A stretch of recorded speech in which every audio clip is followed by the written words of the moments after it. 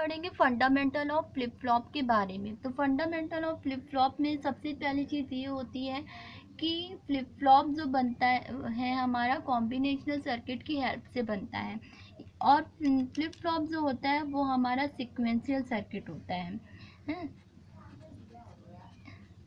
Sequential circuit, first चीज़ तो ये है कि फ्लिप फ्लॉप जो होता है वो हमारा सिक्वेंशियल सर्किट होता है, और ये कॉम्बिनेशनल सर्किट की हेल्प से मिलकर बना होता है। क्योंकि कॉम्बिनेशनल सर्किट क्या करता है, आउटपुट तो देता है लेकिन कोई भी मेमोरी को स्टोर नहीं करता है, किसी भी टाइप की मेमोरी एलिमेंट को स्टोर नहीं करता है।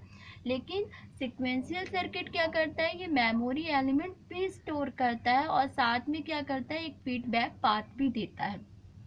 तो फ्लिप फ्लॉप में यही होता है कि ये क्या करना है कि मेमोरी एलिमेंट को भी स्टोर कर रहा और एक फीडबैक पाथ भी दे रहा है। तो इसलिए क्या कहलाता है, ये एक सिक्वेंशियल सर्किट कहलाता है। दूसरी चीज़ ये है कि इसमें जो मेमोरी एलिमेंट स्टोर होता है वो 0 के फॉर्म में होता है या फिर 1 के फॉर्म में होता है। 0 के फॉर्म में अगर होता है तो हम इसको बोलते हैं रीसेट, और अगर हमारा 1 के फॉर्म में होता है तो हम कहते हैं सेट।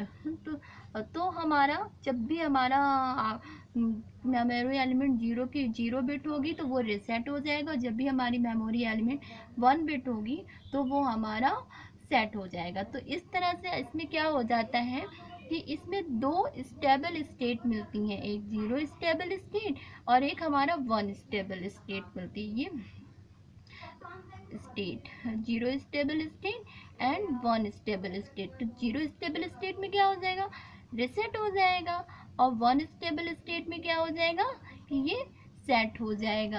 अब इसको समझने के लिए क्या करते हैं, तो ये तो पहले सबसे पहले मेन चीज़ यही है हमारी कि ये सिक्वेंशियल सर्किट होता है, ये हमारा क्या करता है कि मेमोरी एलिमेंट को स्टोर करता है।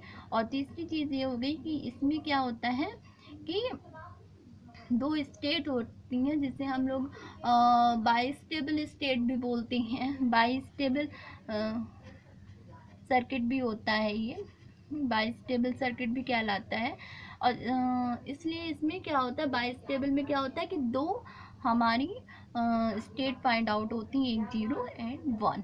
कैसे फाइंड आउट होती है ये, इसको समझने के लिए सर्किट समझना पड़ेगा। सपोज कैसे ये स्टोर करता है मेमोरी को, और जो फ्लिप फ्लॉप होता है वो कभी भी अपनी करंट सिचुएशन के अकॉर्डिंग आउटपुट नहीं देता है। मतलब जो आपकी प्रेजेंट में जो अवस्था है उसके अकॉर्डिंग ये आउटपुट नहीं देता है। जो फ्लिप फ्लॉप होता है वो पहले से जो स्टोर मेमोरी होती है, यानी कि अपनी पिछली अवस्था पे जो स्टोर मेमोरी होती है उसके अकॉर्डिंग ये क्या करता है, आउटपुट देता है। ये सबसे मेन चीज़ है कि ये क्या करता है कि इसके पहले की स्टेट को देखता है, यानी कि ये प्रीवियस स्टेट के अकॉर्डिंग, प्रीवियस स्टेट के आधार पे ये क्या करता है कि आउटपुट देता है। अब हम इसको समझने के लिए हमें ये सर्किट समझना पड़ेगा। अब जैसे ये ए है, ये बी है, ये क्यू है और क्यू बार। और फ्लिप फ्लॉप में एक चीज़ और है कि इसमें क्या होता है कि आपके फोर्थ स्टेट ये थी कि ये प्रीवियस स्टेट के अकॉर्डिंग ये आउटपुट देता है। और फिफ्थ स्टेट ये है कि ये क्या करता है कि इसमें हमेशा 2 आउटपुट होती हैं, 2 आउटपुट होती हैं, एक होता है क्यू और एक होता है क्यू बार। अगर क्यू 0 है तो ये 1 होगा, अगर क्यू 1 है तो ये 0 होगा, यानी ये एक दूसरे के अपोजिट होता है। अगर क्यू हमारा 0 है तो ये हमारा क्यू बार इक्वल टू 1 होगा, क्यू अगर 1 है तो ये हमारा 0 होगा। अब इसको कैसे फाइंड आउट करते हैं, इसकी स्टेट को कैसे देखते हैं। अब सपोज कि सबसे पहले हमने क्या दिया, क्यू पे जो मेमोरी स्टोर थी वो हमारी 0 थी, क्यू पे जो हमारी मेमोरी स्टोर थी वो हमारी 0 थी। अब जब ये हमारी 0 है तो यहाँ का जो आउटपुट है ये इसके इनपुट पे है, बी का इनपुट बना तो ये हमारी 0 हो गई। और जब ये 0 हो गई तो यहाँ पे इन्वर्ट करके ये 1 देगा, और जब ये 1 देगा, बी हमारा इन्वर्ट करके 1 दे रहा है, तो ये 1 हमारा कहाँ पे चला जाएगा, ए के पास चला जाएगा। और ए क्या करेगा, फिर से इसको इन्वर्ट करेगा और हमको क्यू क्या मिल गया, हमको क्यू मिल गया 0। यानी कि इस स्टेट में हमारी, जब हमने क्यू को हमने 0 मेमोरी स्टोर करी थी पहले से, सपोज हम ये मान लेते हैं कि क्यू पे 0 मेमोरी स्टोर थी, तब क्या हो जाता है कि हमारा बी पे हमारी कौन सी इनपुट हो गई, 0। अब उस अवस्था में क्या हो गई, क्यू बार इक्वल टू 1, उस कंडीशन में 1 हो गया। अब उस कंडीशन में 1 हो गया, अब ये 1 कहाँ पे जाएगा, ए के पास जाएगा। ए पे हमको क्या मिल गया, 1 मिल गया। अब यहाँ पे भी इन्वर्टर लगा हुआ है, ये क्या करेगा, इन्वर्ट करके क्यू क्या दे देगा, 0 दे देगा। ये फर्स्ट स्टेट जब हमने मेमोरी को 0 दिया था तब। अब सपोज हम क्या करते हैं कि मेमोरी हम लोग 1 स्टोर करते हैं, क्यू पे मेमोरी हम सपोज क्यू पे जो मेमोरी स्टोर करते हैं वो 1 स्टोर, ये हमारी मेमोरी है। प्रीवियस स्टेट है, यानी कि हम कहते हैं ना कि प्रीवियस स्टेट के अकॉर्डिंग हम लोग आउटपुट चेक आउट करते हैं। तो प्रीवियस स्टेट हमारी पहले में 0 थी, अब हमारी 1 है।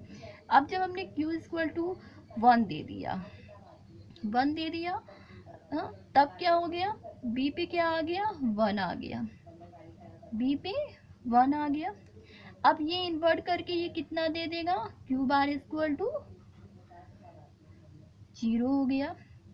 अब ये 0 कहाँ पे आ गया है, ए के पास आ गया, तो ए के पास कौन सी इनपुट हो गई, 0 इनपुट हो गई। अब 0 इनपुट क्या इन्वर्ट करके क्या दे देगा, क्यू इक्वल टू फिर से 1 दे देगा।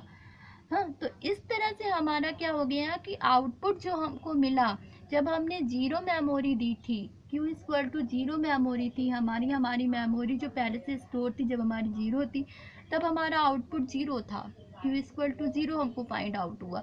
और जब हमने मेमोरी क्या कर दी, क्यू बार इक्वल टू जब हमने मेमोरी क्यू इक्वल टू 1 दिया, तब हमारा output Q equal to 1 find out. मतलब कहने का मतलब ये है कि अगर हम क्यू की अगर हम जो मेमोरी अगर 0 देते हैं, क्यू पर जो 0 देते हैं, तो वो कंटिन्यू 0 ही फाइंड आउट होता है, क्यू इक्वल टू 0 ही फाइंड आउट होता है। और जब हम क्यू इक्वल टू 1 देते हैं मेमोरी, तो कंटिन्यू हमारा क्यू इक्वल टू 1 ही फाइंड आउट होगा। यानी कहने का मतलब ये है कि हम लोग जो मेमोरी देते हैं लगभग उसी के हमारा आउटपुट भी वही फाइंड आउट होता है, जो हमारा क्या कहलाता है, मेमोरी एलिमेंट कहलाता है। इसी के अकॉर्डिंग अब सारे फ्लिप फ्लॉप पढ़ते हैं, स्पेशली जो लैच फ्लिप फ्लॉप्स होती है वो इसी के अकॉर्डिंग ही स्टडी किए जाती हैं। तो ये तो हमारी फंडामेंटल स्टडी थी फ्लिप फ्लॉप के बारे में।